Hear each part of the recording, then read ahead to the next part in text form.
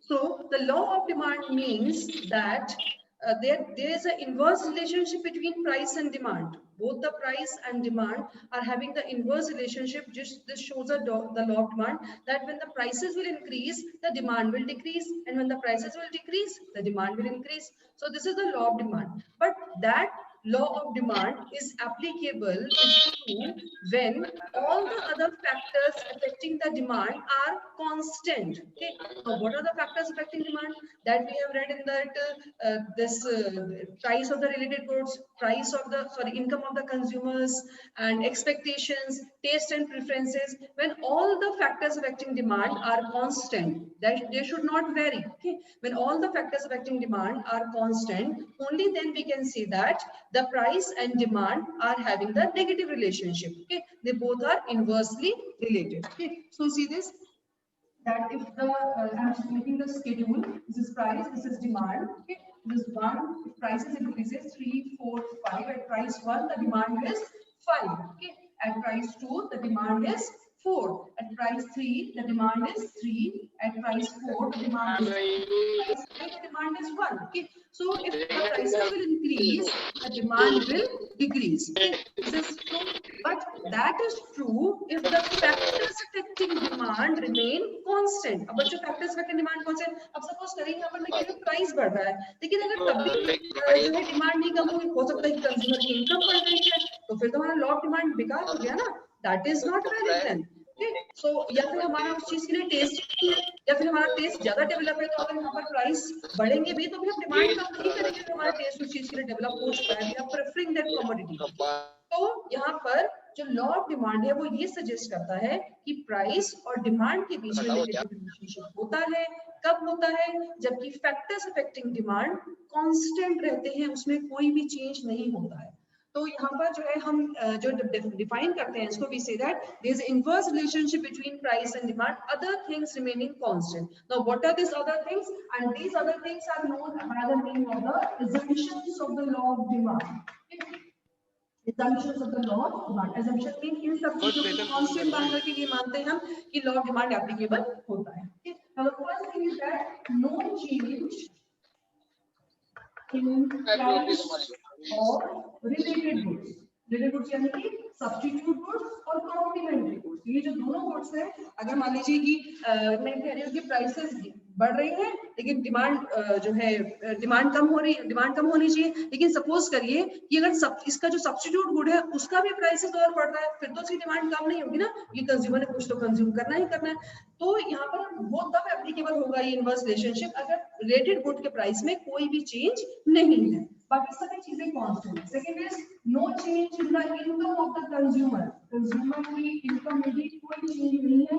अगर कंज्यूमर की इनकम घट जाएगी तो भैया वो भले ही प्राइसेस कम हो रहे हो, वो डिमांड को अपनी नहीं बढ़ाएगा. ठीक, या फिर प्राइसेस बढ़ रही हो तो वो डिमांड को अपनी कम नहीं करेगा, कंज्यूमर की इनकम में चेंज है. तो यहाँ पर consumer no change in the income of the consumer. Third is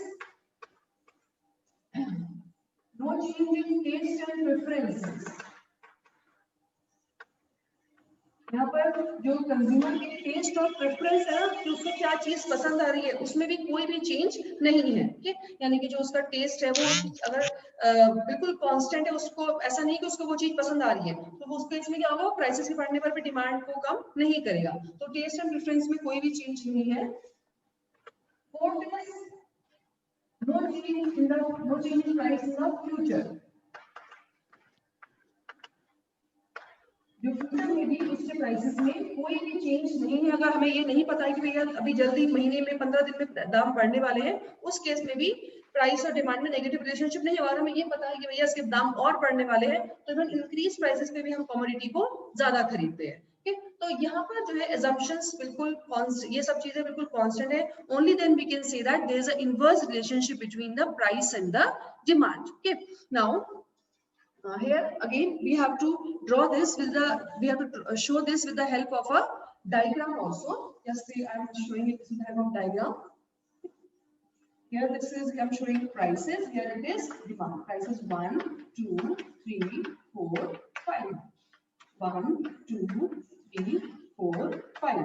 okay, देखिए prices 5 है तो डिमांड कितनी है 1. 2 पे कितनी है ये 4, 3 पर 3, 4 पर 2 और 5 पर 1।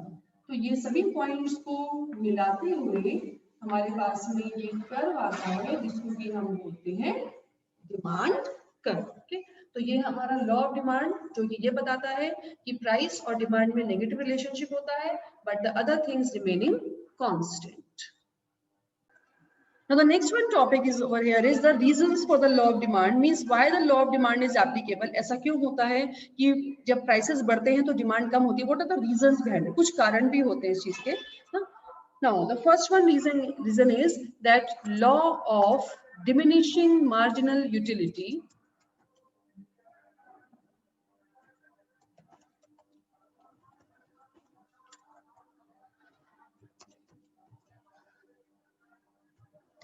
Now, this law states that law of diminishing marginal utility. This I have taught you in the consumers equilibrium chapter. ये क्या बताता है बेटा, जब हम किसी कमोडिटी का कंजम्पशन कंटिन्यूस करते जाते हैं ना, लगातार करते जाते हैं, तो हमारी यूटिलिटी उस कमोडिटी के लिए गिर जाती है। आप कोई भी चीज, सपोज करिए आपको मोमो बहुत पसंद है, आप उसे कंटिन्यूस खा रहे हैं, सुबह भी, दोपहर भी, शाम भी, आपका नेक्स्ट टाइम उसे खाने का मन ही नहीं करेगा। क्यों? क्योंकि आप उस चीज से फेडअप हो जाते हैं, आपकी यूटिलिटी उसके लिए गिर जाती है। आप किसी और चीज को तो कंज्यूम कर लेंगे लेकिन आपकी यूटिलिटी उस कमोडिटी के लिए गिर जाएगी। तो ऐसा होता है कि जब प्राइसेस कम होते हैं ना, तो हम किसी भी कमोडिटी का कंजम्पशन ज्यादा करते हैं। जब हमने उसको ज्यादा कर लिया कंजम्पशन, तो हमारी यूटिलिटी उस कमोडिटी के लिए क्या होती है, वो गिर जाती है। और अगर प्राइसेस उस चीज के बढ़ जाते हैं तो हम रेडी होते हैं उसको गिव अप करने के लिए। क्यों? क्योंकि हम ऑलरेडी उस कमोडिटी के कंजम्पशन से इतने सेटिस्फाइड हो चुके हैं that we are ready to give up that commodity. तो यानी कि जो law of diminishing marginal utility भी एक कारण है लॉ ऑफ डिमांड के एप्लीकेबल होने का, क्योंकि हम ऑलरेडी इतने ज्यादा उस कमोडिटी को कंज्यूम करके सेटिस्फाइड हो जाते हैं कि हम उसे रेडी है गिव अप करने के लिए। हमारी यूटिलिटी उससे गिर जाती है क्योंकि हम प्राइसेस कम पे हमने ज्यादा कंजम्पशन कर लिया। अब अगर प्राइसेस बढ़ते हैं ना, तो हम रेडी होते हैं उस कमोडिटी को गिव अप करने के लिए। इसीलिए जो है ये लॉ ऑफ डिमांड एप्लीकेबल होता है। Next is the substitution effect. Now बेटा सब्स्टिट्यूशन इफेक्ट क्या होता है? देखिए ऐसा होता है, जब आपके पास किसी कमोडिटी का सब्स्टिट्यूट अवेलेबल होता है ना, तो अगर जैसे ही आप उस कमोडिटी के प्राइसेस बढ़ते हैं ना, तो आप तुरंत दूसरे पर शिफ्ट हो जाते हैं, यानी कि आप उस चीज की डिमांड कम कर देते हैं, यानी कि लॉ ऑफ डिमांड एप्लीकेबल हो गया। लेकिन मान लीजिए अगर उस कमोडिटी के सब्स्टिट्यूट ही नहीं है, वो अवेलेबल ही नहीं है, जैसे पेट्रोल के सब्स्टिट्यूट नहीं है, घर के राशन के सब्स्टिट्यूट नहीं है, तो भले ये कुकिंग ऑयल के सब्स्टिट्यूट नहीं है, तो भले ही इनके प्राइसेस बढ़ जाए, हम उन्हें कंज्यूम करते हैं ना। हम उन्हें कंज्यूम करते हैं क्यों? क्योंकि वो हमारी अटमोस्ट नीड की चीजें हैं, उनके सब्स्टिट्यूट अवेलेबल नहीं है। तो अगर किसी कमोडिटी के सब्स्टिट्यूट अवेलेबल होते हैं तो ही लॉ ऑफ डिमांड एप्लीकेबल होता है ना, क्योंकि आप दूसरी कमोडिटी पे शिफ्ट हो सकते हैं। लेकिन अगर उस कमोडिटी के सब्स्टिट्यूट ही नहीं है, आप कोई दवाई खाते हैं उसका सब्स्टिट्यूट नहीं है, वो आपकी लाइफ सेविंग ड्रग्स हैं, वो आपके लिए बहुत जरूरी है, तो आप उसे अवॉइड नहीं करेंगे भले वो कितनी महंगी हो, आप उसकी डिमांड कम नहीं करेंगे। तो सब्स्टिट्यूशन इफेक्ट होता है, इसीलिए जो है लॉ ऑफ डिमांड एप्लीकेबल होता है। Third one is the income effect.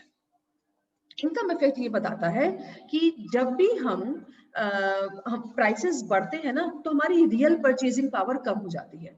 कैसे कम होती है? हमारा एक टारगेट होता है भैया कि हमने अगर फल लेने गए, ठीक है, हमने 100 रुपए के 200 रुपए के फल लेने, 500 रुपए के लेने, तो अगर प्राइसेस बढ़ जाते हैं तो क्या होता है, हमने खर्चा तो उतना ही करना है, एक्सपेंडिचर तो हमने उतना ही करना है, हमारी रियल परचेजिंग पावर कम हो जाती है, तो डिमांड अपने आप कम होगी। हमने इस रुपए खर्चा करना ही नहीं है, हम क्या करते हैं, उस चीज की डिमांड को कम कर देते हैं। और वहीं अगर प्राइसेस घट जाते हैं तो रियल परचेसिंग पावर बढ़ जाती है, हमें लग रहा है सस्ती है, चलो और लेने के, हमारा टारगेट तो उतना ही है, हमने खर्च उतना ही करना है। लेकिन ये होता है कि जब प्राइसेस गिरते हैं तो रियल परचेसिंग पावर, यानी कि हमारे उस पैसा जो हमारे पास में, उसकी क्षमता सामान को खरीदने की, उसे बोलते हैं रियल परचेसिंग पावर, वो बढ़ जाती है। और वहीं अगर प्राइसेस गिरते हैं तो वहीं अगर प्राइसेस बढ़ते हैं तो रियल परचेसिंग पावर गिर जाती है। ठीक है, तो इनकम इफेक्ट की वजह से भी जो है, क्योंकि इनकम में चेंज नहीं है, इनकम इफेक्ट की वजह से भी जो है लॉ ऑफ डिमांड एप्लीकेबल होता है। Next is additional consumers. ऐसा होता है बेटा कि जब भी कमोडिटी के प्राइसेस गिरते हैं ना, तो क्या होता है, उसके एडिशनल कस्टमर्स ऐड हो जाते हैं। कैसे हो जाते हैं? सपोज करिए अनार 150 रुपए किलो है, अब अगर वो रेट कम होकर के 80 रुपए किलो मिल रहा है, तो इवन जो लोग सेब खरीद रहे होंगे ना 50 रुपए किलो या 60 रुपए किलो वाले, वो भी अनार खरीद लेंगे। चलो उसके 150 से तो कम है ना, थोड़े बहुत तो पैसे ज्यादा गए, हमने जो है उसे खरीद लिया। क्यों? क्योंकि हम अभी उसकी कंज्यूमर्स कम है, लेकिन अगर प्राइसेस गिरता है तो कस्टमर ज्यादा हो जाते हैं। तो यानी कि जब प्राइसेस गिरते हैं तो डिमांड ऑटोमेटिकली बढ़ गई। क्यों? क्योंकि उसके एडिशनल कस्टमर्स उसमें आ चुके हैं, जो लोग नहीं कंज्यूम करते थे वो भी कंज्यूम कर रहे हैं। और वहीं अगर प्राइसेस बढ़ते हैं तो जो कंज्यूम कर रहे हैं वो भी कई बार उस चीज की डिमांड को कम कर दे, अगर उसकी नीड की, अटमोस्ट नीड की वो चीज नहीं होगी तो। Next is different uses. जिस कमोडिटी के यूजेस ज्यादा होते हैं उसकी डिमांड हम कम करते हैं, जैसे दूध है, बिजली है ना, क्योंकि इनके यूजेस ज्यादा है ना, हम डिमांड कम करते हैं। लेकिन जिस कमोडिटी के यूजेस कम है, जैसे कि मैट स्टिक है ना, शू पॉलिश है, नमक है, अगर इनके प्राइसेस बढ़ भी जाएंगे ना, हम डिमांड कम नहीं करते। क्यों? क्योंकि हम इनकी बहुत नेग्लिजिबल अमाउंट यूज करते हैं ना। अब ऐसा तो नहीं है नमक अगर 20 रुपए किलो है, 50 रुपए किलो हो जाएगा, आप उसे आधी चम्मच डालेंगे सब्जी में, आपको टेस्ट नहीं आएगा। और वैसे ही बहुत कम क्वांटिटी यूज होती है ना, तो इसीलिए हम उस चीज का कंजम्पशन तब कम करते हैं अगर उसके यूजेस ज्यादा होते हैं। अगर उसके यूजेस ही कम है तो हम उसका कंजम्पशन कम करते ही नहीं है। क्यों? क्योंकि हमारी उसमें बहुत ही नेग्लिजिबल अमाउंट खर्च हो रही है।